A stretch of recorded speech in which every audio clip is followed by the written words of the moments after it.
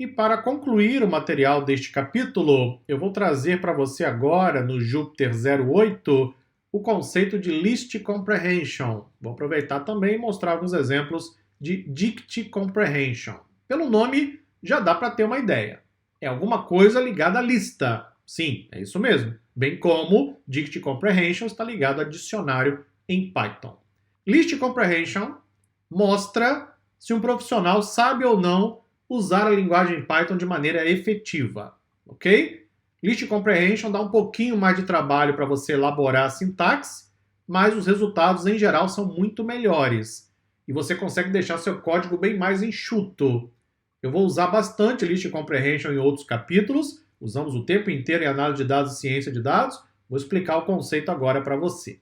Aqui você encontra, primeira versão da linguagem Python, perfeito, e aqui você encontra a sintaxe do que é uma List Comprehension. Nada mais é do que um loop dentro de uma lista. Então, por exemplo, olha aqui, ó. Expressão será retornada para cada item dentro de um iterable, que é uma coleção de números, se uma condição for verdadeira.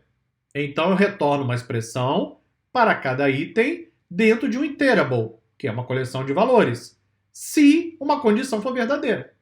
Eu estou unindo loop condicional dentro da lista, mas eu posso ter apenas loop se eu quiser. Vamos aos exemplos. Aqui está para você. Abre e fecha colchetes. É o quê? É uma lista em Python. Essa altura você já sabe disso com certeza, não é? Eu tenho loop for. Eu tenho range, que vai gerar uma coleção de elementos. Pois bem, vamos ler juntos, hein? Para cada valor de x dentro da lista de elementos, retorne x. Eu normalmente gosto de ler dessa forma, mas eu vou ler de outra forma para ajudar na sua compreensão. Retorne x para cada valor de x na lista de elementos. O range 10 vai criar uma lista de 10 elementos, não é isso? Eu vou retornar cada valor de x. Pois bem, executa e aí está para você os números de 0 a 9, 10 elementos. Com uma pequena linha de código super simples, nós criamos um loop para percorrer uma lista de elementos e retornar cada elemento.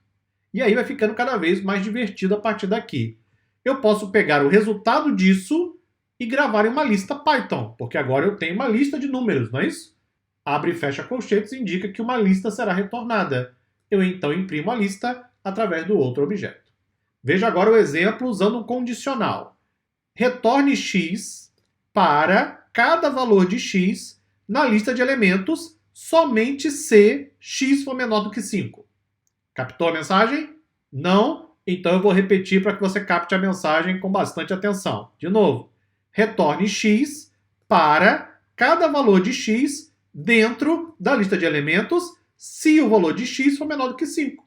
Ao invés de criar uma função, ao invés de usar loop aninhado, ao invés de usar qualquer outra coisa, eu crio uma list comprehension que tem loop, condicional, geração da lista de elementos e retorno o que eu quero.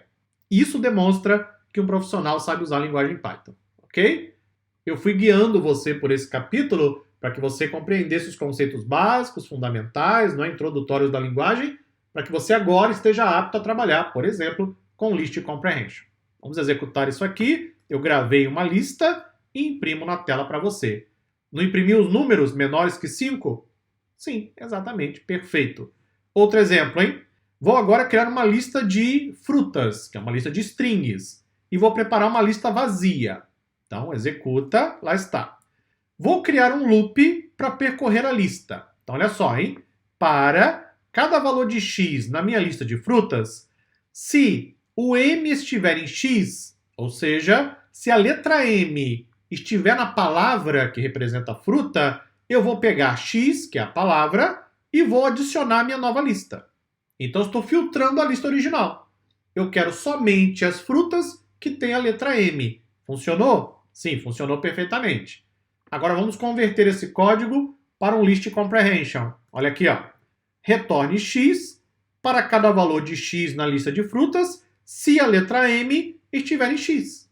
É a mesma coisa anterior, só que com uma única linha de código, de forma muito mais elegante em linguagem Python.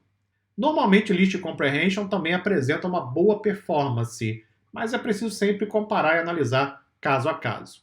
Assim como eu posso usar List Comprehension, também posso usar Dict Comprehension. Mesmo conceito, só que ao invés de lista, estarei trabalhando com dicionário, que você sabe é um conjunto de pares de chave e valor. Vou criar aqui um dicionário, ok?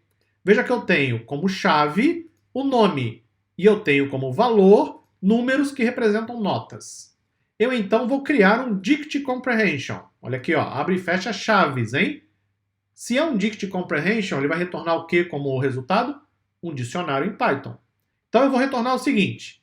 Eu vou retornar K e V, chave, dois pontos, valor, para cada chave e cada valor retornados dos itens do dicionário.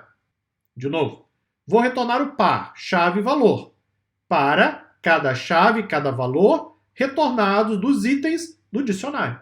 E vou imprimir isso para você na tela. Executa, perfeito. Só que agora eu quero fazer algo mais interessante, hein? Eu quero modificar os valores.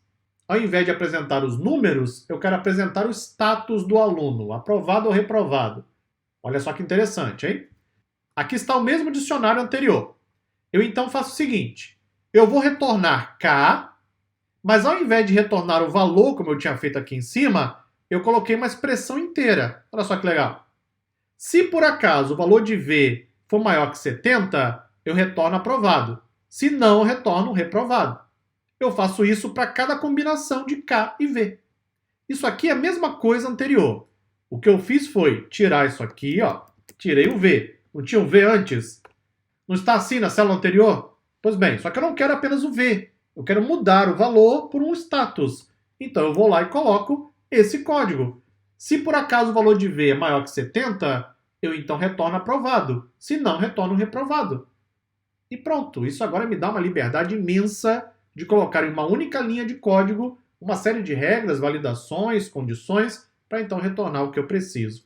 Executa e lá tem o status perfeito para cada um dos alunos. Concluímos assim o conteúdo previsto para esse capítulo. No próximo vídeo eu vou trazer para você instruções para que você faça o Lab número 2. Não perca a próxima aula. Até lá!